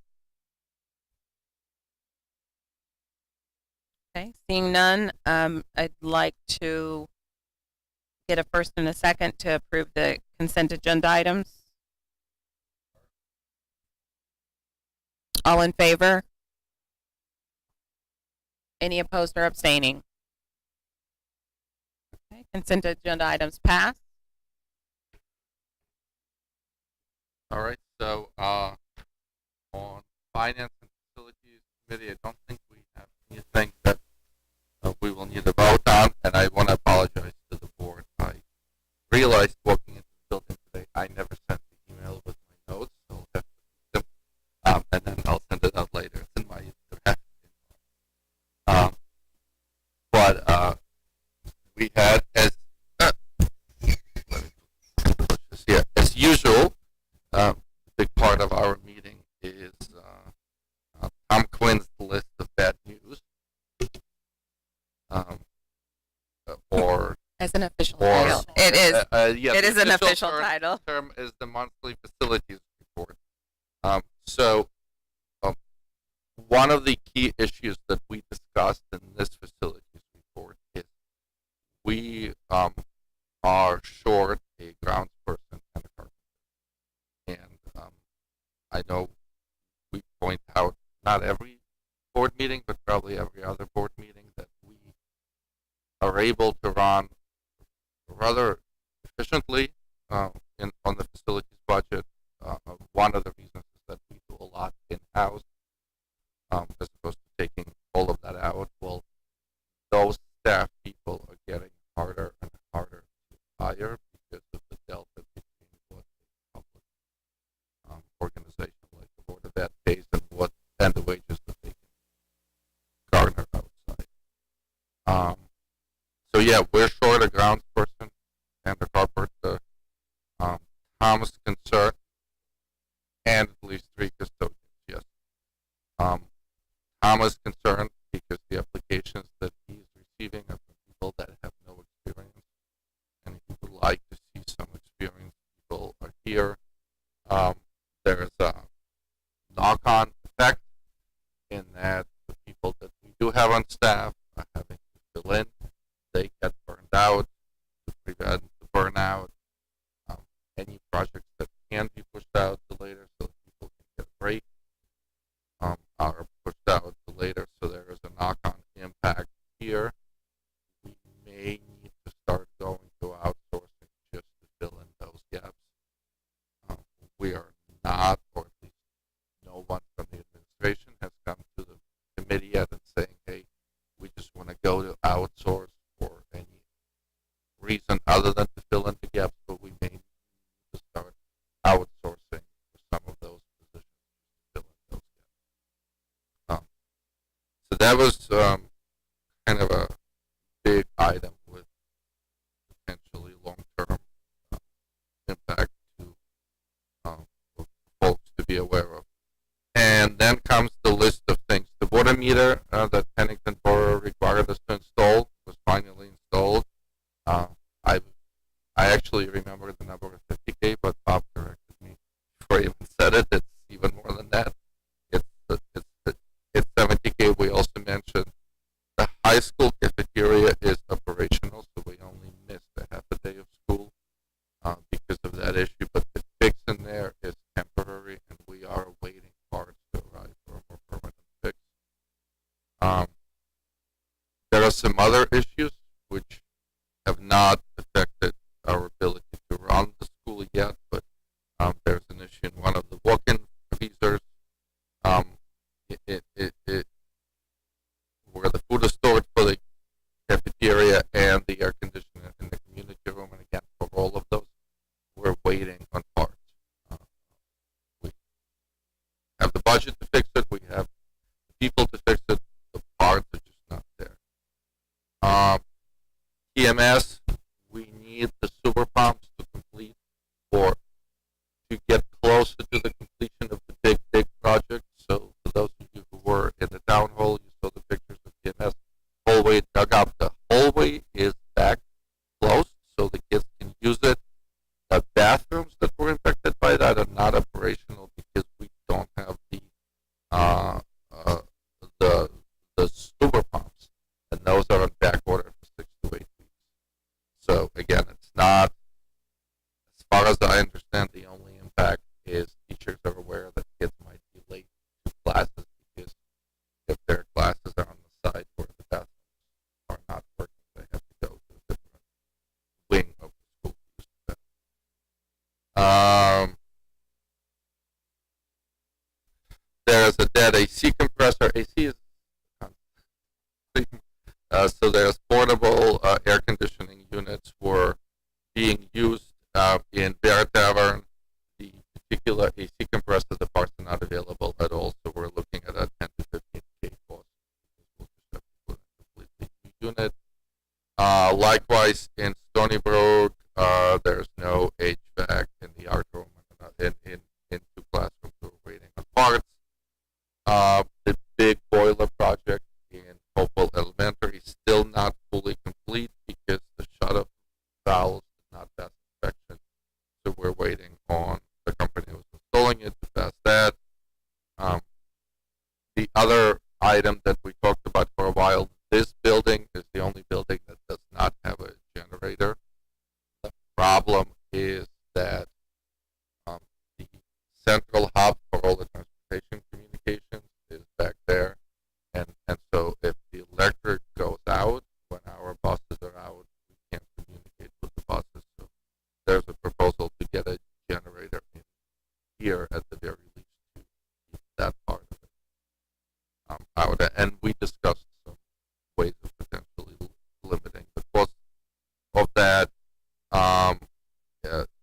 news is the Stony Brook fire alarms are ready for inspection. So that project is complete, and that was a project we had about a year ago. We had on the list of things to be in the referendum. We pulled it out because it just needed to be done, and we used the money in the capital reserve to get that project. I think that's the list. I don't think I missed anything. We had a short discussion on the town hall that happened, and there is a bit of data from the Department of Education that I've been playing with in terms of where we fall on the expense side. So we started talking about that, and that's about it. Question? Now, I just wanted to follow up on the gratitude that we are feeling towards our maintenance department right now. It's been ongoing for several years now, the dedication of those guys. But over the Labor Day weekend, many of them were here on Friday, Saturday, Sunday, and Monday to get the building critical systems up and running for the start of school. And even though we did have a half day at the high school, there was a lot of work that had to be done there to get that place ready to go. So those, again, you mentioned the savings, but those guys really go above and beyond to make sure our critical systems are working. Yeah, when Dr. Treat first texted the board, give us a heads up that there was an issue. The text sounded like we were going to be out more than just a day. And the other thing that we mentioned in connection to that, because of all that work that they had to do over the Labor Day, there's a project in this building that's been postponed because they just needed Mm-hmm. Okay. Thank you, Mr. Resnick. Can we go to personnel and Hello. I'll be doing my best Mark Peters impression this evening. He's not with us, but we did have a brief personnel committee meeting directly before this meeting and talked about, as you'll see in your agenda, a number of personnel appointments of long-term substitutes, some transfers, some different district assignments, approval of substitutes, etc., as well as a number of extracurricular activities, including mentors, club advisors, some TMS enrichments. You'll see that all there in your agenda, as well as we discussed how the governor's Educator of the Year nomination notification went out last week, a little earlier than usual, but that information went out on Friday to families and staff, and nominations are due on November 15th, and we expect announcements to be made in early December with a plan to recognize the winners of the Educator of the Year to be recognized at the January meeting. That's the expectation for this year. And the only other thing that I wanted to mention is you'll see the Danielson rubric evaluation processes are up for your approval as a matter of course. And other than that, it was a very smoothly run meeting from 6 to 6:30. Thank you. awesome? Yay, Mr. Slotman. We always get to nudge him up there. Awesome. So in approving the rubric that Mr. Slotman mentioned, you just need a first and a second, and then we'll do a roll call vote. The whole personnel. All the items on first and a second, please. Okay. Roll call. Mr. Kapadia. Dr. Lilliston. Dr. Resnick. Yes. Mr. Slotman. Ms. Tracy. Yes. Dr. Wilson. Dr. Genovese. Yes. And Ms. Williams-Galliano. Yes. Motion carries. Wonderful. Moving on to EdCom. Sorry, I was reviewing that personnel. Don't worry. Okay, so we met on September 4th, and Miss Lois Baldwin, the supervisor of World Language, MLL, Business and Practical Arts, presented the access achievement data to us as the committee. Some of the things that she mentioned that she may not have mentioned in the presentation was that the WIDA assessment is administered to the ML students, focuses on the 4 areas, which I know she mentioned tonight. But the information that we gather from the WIDA assessment in those areas is then shared with the teachers to inform instruction. We also discussed the different reports that parents receive, as well as the profiles that comprise our ML population. We stress that although we don't have a huge ML population, it has grown in the last few years. We are linguistically diverse. And we also discuss the amount of students in the ML program as those compared to surrounding districts. And we by far have less than the surrounding districts, but again, we have more languages. Ms. Carolyn McGrath and Dr. Scott Bertel discussed the climate action plan as it related to education. In this report, there were 8 action items, and the district is currently making progress in all 8 action items. Some of these items related to professional development for teachers, climate science for students, Green Week, and outdoor learning spaces. In the future, Ms. McGrath and Dr. Bertel hope to develop a more concise action plan as it relates to all the components, and this document will help to streamline the communication as well as progress towards these goals. I reviewed the budget that I presented this evening, and I won't rehash it, but just that we just talked about the ELA elementary program and how that is going to be a budget driver. And then finally, there was a professional development that we discussed that Lawrence School District, in conjunction with the NJDOE, is offering to administrators to go to China as part of a cultural exchange. All fees except the airfare are covered by the organization, and the district is considering sending 2 administrators. Anything else? On that last item, I think it's also worth noting that the cost of the airfare, if we choose to go ahead, is covered out of the funds that are already available for professional development to those administrators. So it's not being pulled out of somewhere else. In the budget. Those funds are already allocated. Thank you. Thank you, Dr. Politzis. Any other comments or questions before we move on to our item for? Yes, that's where I'm headed. I just wanted to make sure we didn't have any other questions.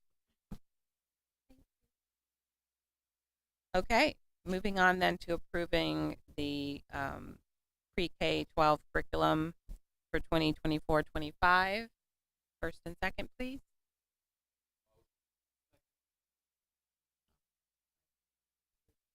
Roll call. Yep. Dr. Lilliston. Dr. Resnick. Mr. Slotman. Ms. Tracy. Yes. Dr. Wilson. Dr. Genovese. Yes. Mr. Capadia. Yes. Ms. Williams-Galliano. Yes. Motion carries. Okay, moving on to community relations. Any updates?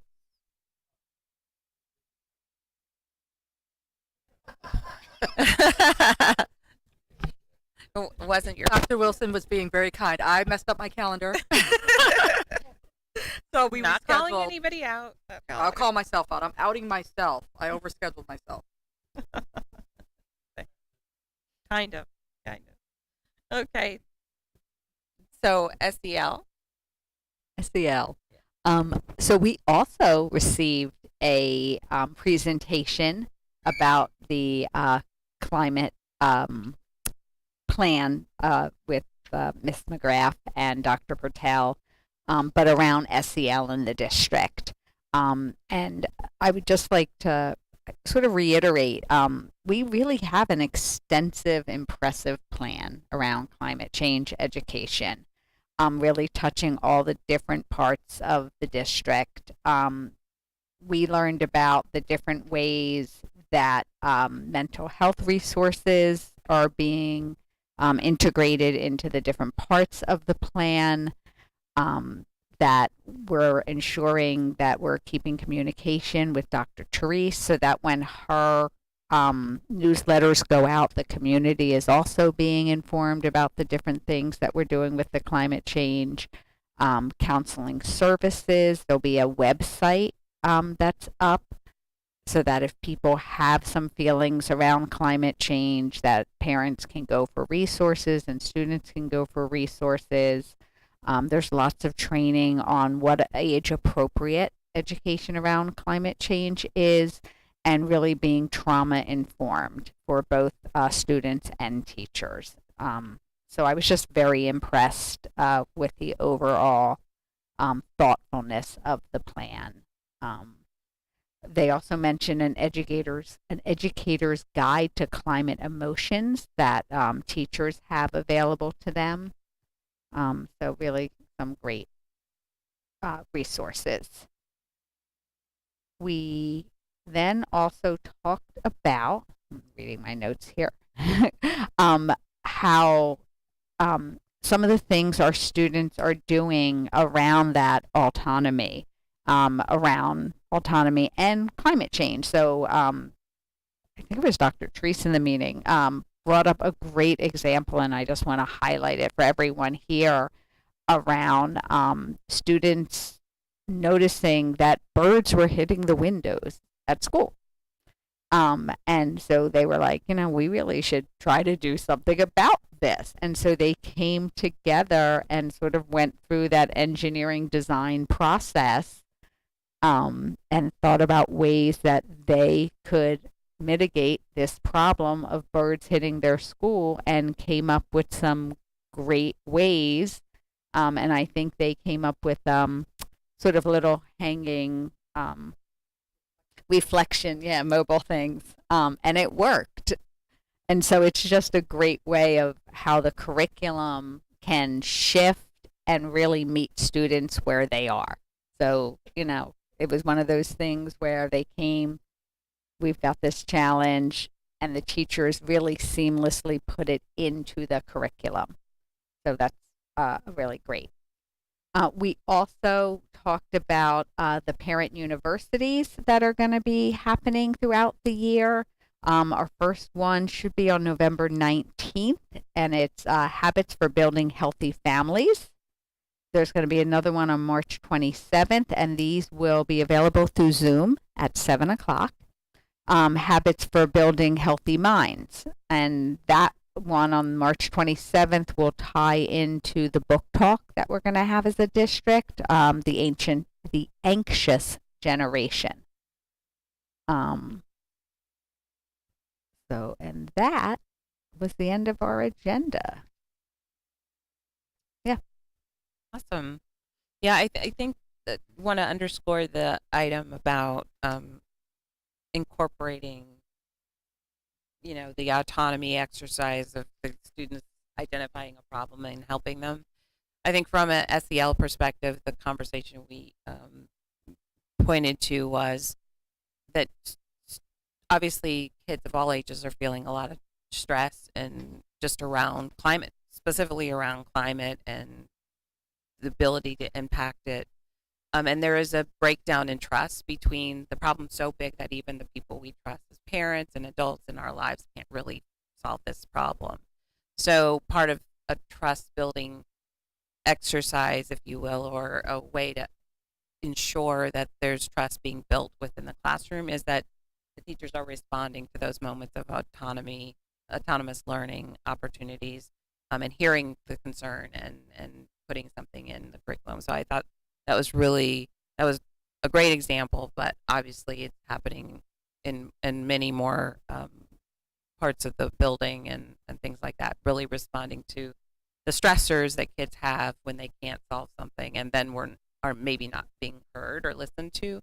So that really affirms, rebuilds, and reinforces the relationship between teacher, adults, and the kids. So, any other comments or questions on that note before we move on? Okay, moving on to policy. Dr. Lilston, are you prepared to walk us through the governance? Yeah, awesome. I sure am. Thank you. Folks hear me okay? Yep.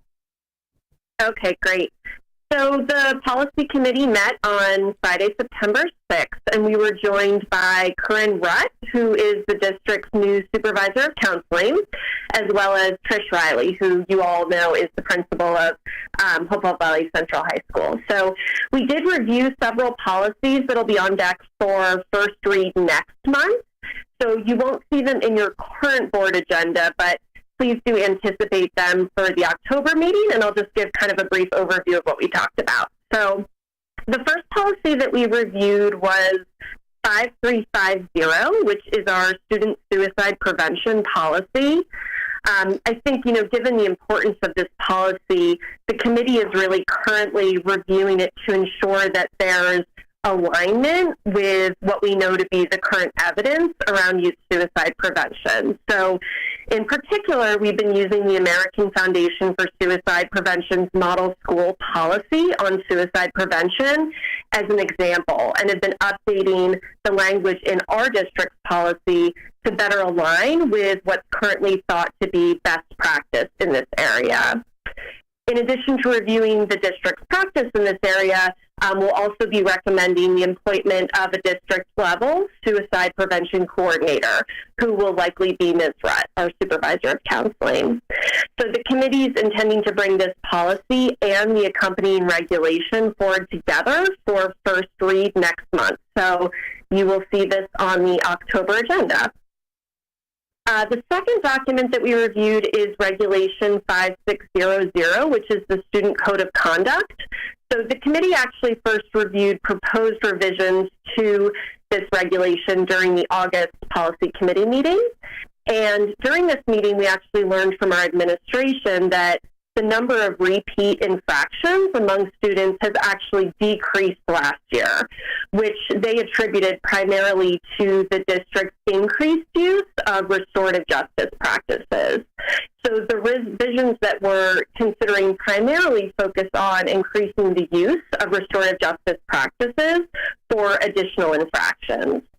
After receiving the draft markup last month, we did have some additional questions related to just consistency of consequences across infractions, as well as use of exclusionary discipline practices like suspension for nonviolent first offenses. So we kind of went back, had a more in-depth discussion, and we've now resolved these. And Principal Riley is just doing a crosswalk between these revisions and the student handbook to ensure that we have consistency across these documents.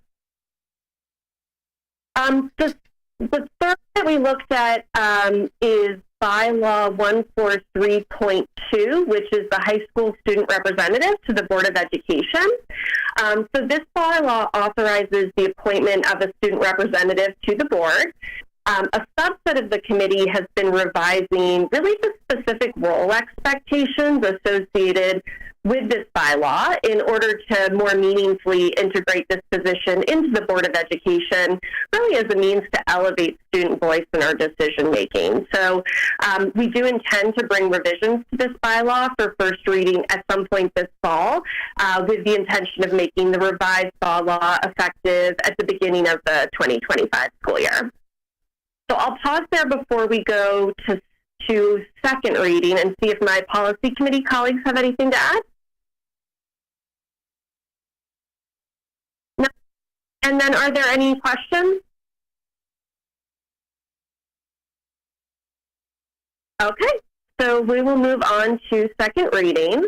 So can I have a motion and a second to bring policy 8420, emergency and crisis situations, up for second reading, please? Second. Okay, thank you. So as a reminder, this policy ensures that our district has comprehensive written plans and procedures in place to provide for the protection of the health, safety, and security of the school population, as well as the prevention of and response to emergency and crisis situations. It also requires that school staff are trained on emergency response protocols and that drills take place to prepare students and staff in case of an emergency. So a little context here is that a new state law was passed in January 2024 that amended the previous law related to emergency planning in public schools. And essentially the amendment ensures that the unique needs of students with disabilities in particular are considered in all emergency planning processes, and that these students are able to fully participate in emergency drills. So the revisions that you see here to this policy are really focused on integrating the provisions laid out in that amendment. So at the last meeting, we did receive one comment on the policy from Dr. Wilson, so thank you, Dr. Wilson, for that. And it was really about making sure that we proactively prepare students who might be triggered by these school security drills. So the policy committee did re-review the policy this week in light of these suggestions and discussed them with Ms. Rutt as well as Ms. Riley. And I think our feeling was that this is a really important issue, and we felt that the concerns about really proactively addressing any trauma or distress that might result from these drills are currently adequately addressed in the policy as written. Additionally, I will say that Ms. Riley and Ms. Rutt shared the many measures that the schools are taking both universally and for specific students to really ensure that they are prepared for these drills and to reduce any potential distress resulting from them. So are there any questions about this policy?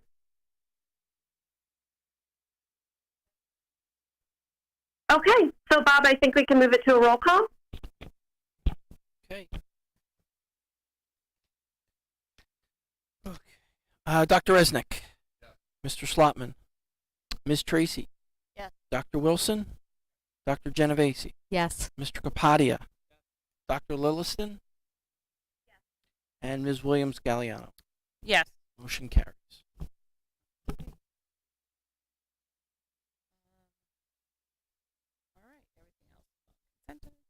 All right. Can I get a first and second for to move September and October calendars? Second. Okay.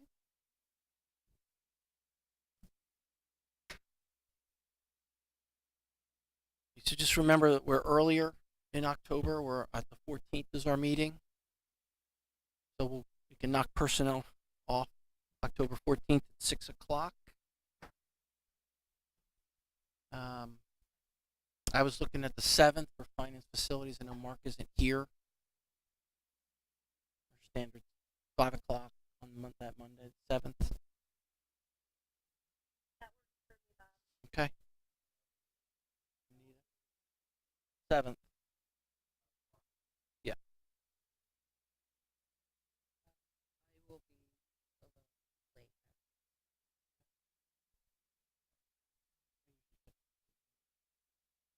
Vicky?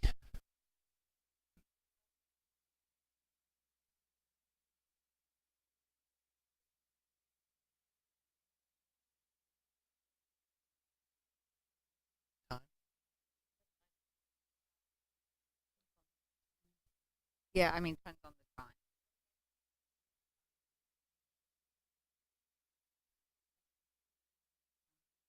The 9th would be better for me.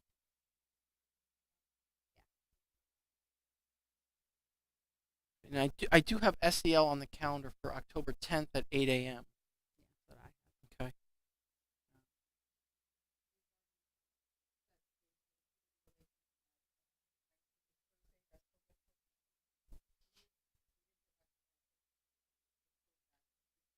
Talking September 19th. Okay. At what time? 3. And then policies last. I wonder if you want to do the 3rd or 4th of October just to give us a little time between that and the full board meeting. Yes. 3rd is okay.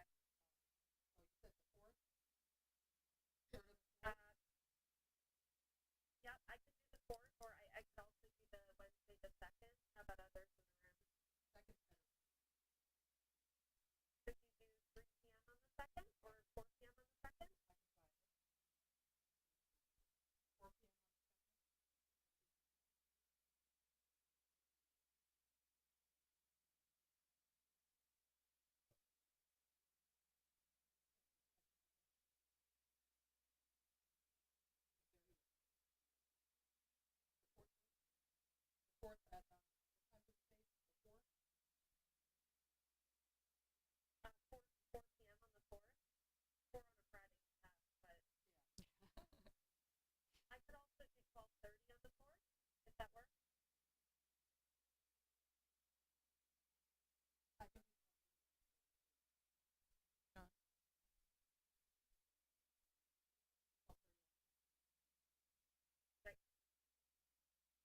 Back to hating Alex.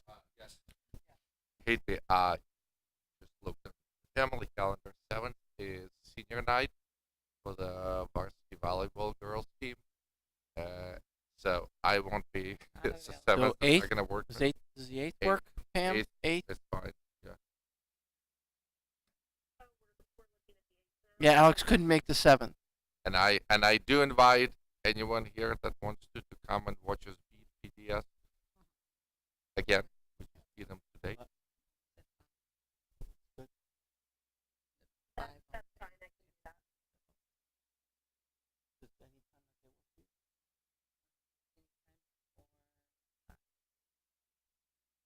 Before 5. I could do 4 if that works for Pam.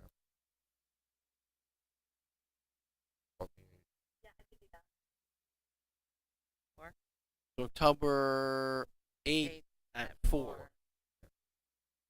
Okay. Thank you, everybody. Yep. Got it.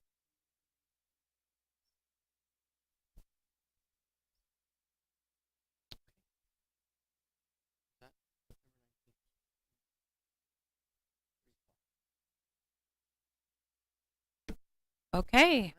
With all that said, all in favor? Aye. Any opposed or abstaining? Oh, thank you. Okay. Ayes have it. Moving on to new business. Very quickly, coming up here shortly between now and the next meeting, we're going to do board self-eval, and we're going to look at the agenda to have a kind of a board retreat to go through some of what we discover in the board eval. So you guys should all be receiving an email from NJSBA to complete your part, and then I'll consolidate everything for our next meeting. I'll try to give you as much time as I can. Yeah, just the sooner you get it, when you get it in from Anita, the sooner you complete it, the easier it is for her to get it compiled and all that kind of stuff. And if you have any questions on a technical basis, there is a phone number on there, because it can be a little quirky sometimes. So they are happy to help. And if it's a question on process, obviously you can reach out to me. Okay? That's all I have for new business. Any other items for the board? Okay. Sounds good. All right. Moving into our second public comment. Just a reminder, members of the public are invited to address the board on any matter for a maximum of 3 minutes during this portion of the meeting. You're asked to state your name, address, and municipality. In response to your comments, the Board of Ed may respond or direct the superintendent to do so. The board may also opt to take the matter up at a future meeting so that the matter is researched by the district administration. Public comment is now open. Sylvia Costas, 7 Lydell Drive, Pennington, New Jersey. Thank you for already confirming that you will relook at policy 5756, but I do want to highlight a couple other possible revisions. Please revise the words used to define gender identity.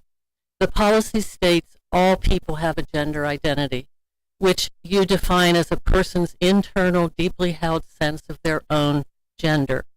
An analogy would be the concept of the Catholic or Protestant idea of a soul. Gender identity is like the soul.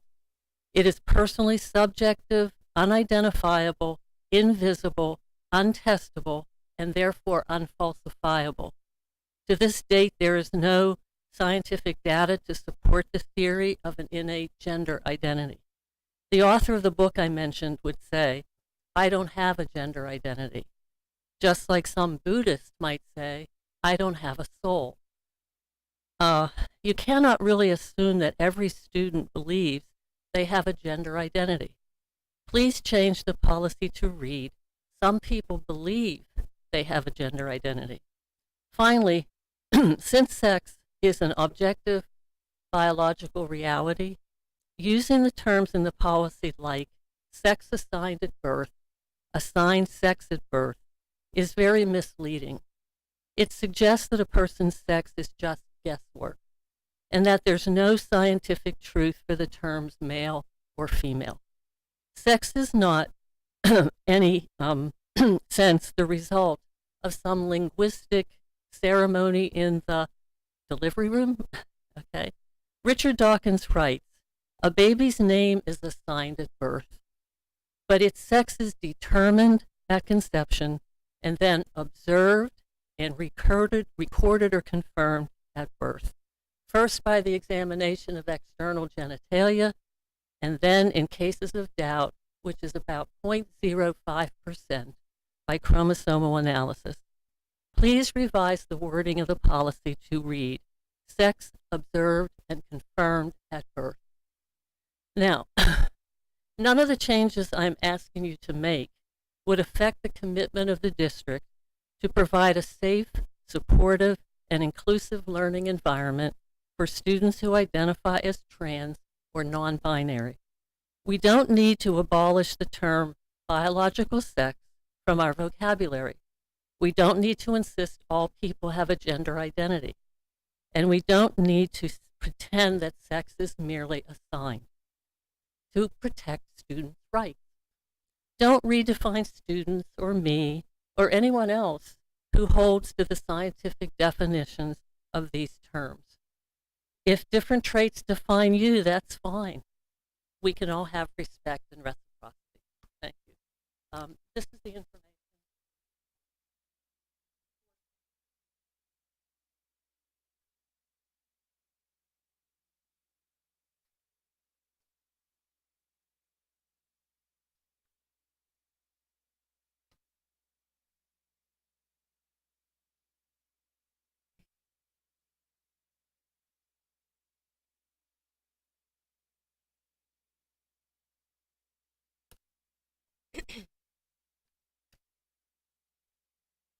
Hi, Julie Cesary, 26 Washington Crossing, Pennington Road.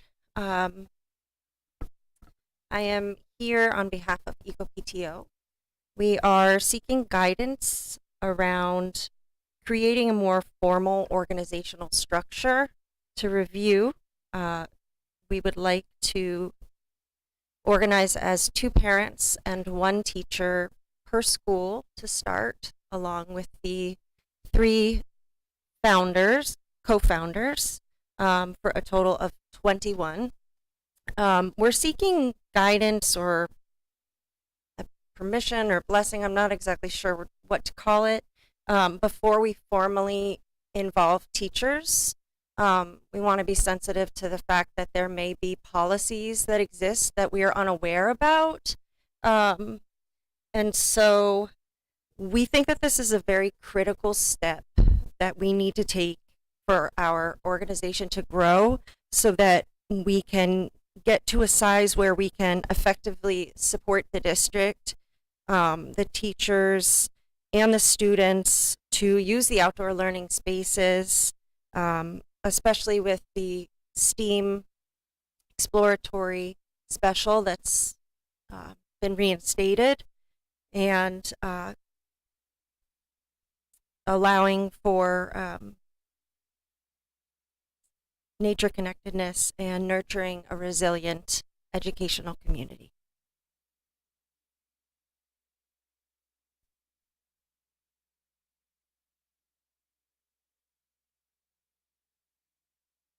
Any other comments? Okay, seeing none. Again, Ms. Kosas, I want to thank you for your interest in the policy and also for sharing the resources. The committee has these now so we can review them at our next session. Also, in terms of the EcoPTO, I have to research this a little bit and get back to you. I'm thinking that Education Program Committee is probably where we should start, but I promise to get back to you. I think that we need to get together in front of education programs that validates all of our programming and connections to the community. And also find out what our process has been in the past of starting some of the PTOs. Like, for example, Strive came about at some point, single parents. But also, I know that you're kind of looking to define yourself, and I think education program would be a great place to start, so that we can work together to decide, what kind of projects can you support us in, and then connect you to those teachers that can work with you. I'm thinking the connection through the green team would probably be the best way, because teachers sit on that as well. So let's get together, put our heads together, and figure that out. I'll reach out. I was going to ask for clarification. As far as I can think, right, I don't remember us approving or otherwise dealing with the creation of the PTO. There are certain activities that these organizations do which come before the board for approval, because in some ways they involve school facilities and school resources, etc. Right? But there are always specific activities. I was always under the impression that all PTOs formally operate as independent organizations. They do, but there has been some, because I remember when the single parent PTO came into existence, I believe that they did come to meet with EdCom at one point. Like to start, like, this is an idea we're having. I'm just trying to think, as they're trying to shape their purpose and what they want to look like, that we can give them some guidance through what programs that we're offering. They can just start up individually, but I think she really wants to work. Kind of approval. Yes. You don't need our approval to start one, but you want to make sure that we're both working in partnership in the same direction.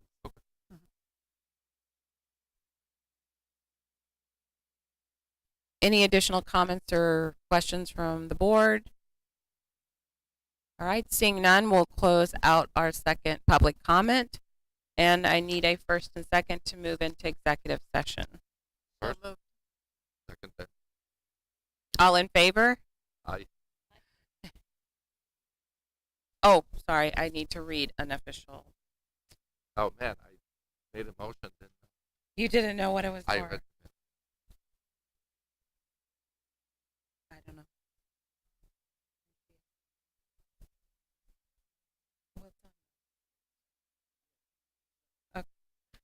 Okay.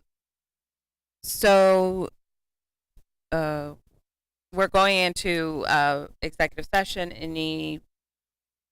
Any pending or anticipated litigation or contract negotiation in which the public body is or may become a party to, and any matter falling within the attorney-client privilege, to the extent that that confidentiality is required to preserve the attorney-client relationship. That is why we go into executive session. We will be discussing a HIB matter and a personnel matter. And that's all. And action may be taken in this executive session.